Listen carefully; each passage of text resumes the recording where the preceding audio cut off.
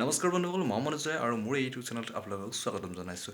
বন্ধুসকল, যিসকল বন্ধু বান্ধৱীসকলে Cisf হেড কনষ্টেবল মিনিষ্ট্ৰিয়েল 2022 বৰ্ষত যিটো PhD এতিয়ালৈকে চলি আছে, সেই PhD যিসকলে এতিয়ালৈকে কোৱালিফাই কৰিলে সেইসকলে এতিয়া কি কৰিব?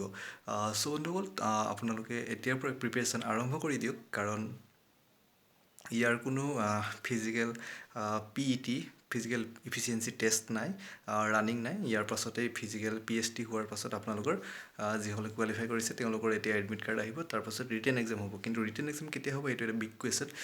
চ' আপোনালোক ক'ব বিচাৰিছোঁ যে Cisf হেড কনষ্টেবল মিনিষ্ট্ৰিয়েল 2019 বৰ্ষৰ যিটো পষ্টপন হৈ আছিলে এক্সাম ডেটটো, সেই এক্সাম ডেটটো আহিছে আৰু সেই এক্সাম ডেটটো ইতিমধ্যে ঘোষণা কৰি দিছে। যিটো নৰ্থ ইষ্ট আছামৰ যিটো গুৱাহাটী জোন আছে তাত এক্সাম হ'ব। এটা ফেজত এক্সাম হ'ব আৰু 11 মাৰ্চৰ দিনাখন এক্সাম হ'ব। চ' মোৰ বোধে যিটো Cisf হেড কনষ্টেবল মিনিষ্ট্ৰিয়েল 2022 বৰ্ষৰ PhD হৈ আছে, ৰিক্ৰুটমেণ্টটো হৈ আছে, তাৰ ৰিটেন এক্সামটো যিটো 2019 বৰ্ষৰ ৰিটেন এক্সাম আছে, সেই ৰিটেন এক্সাম হোৱাৰ পাছতেই হয়তো সোনকালে ঘোষণা কৰি দিব পাৰে ডেটটো আৰু এক্সামটো কণ্ডাক্ট কৰি দিব পাৰে।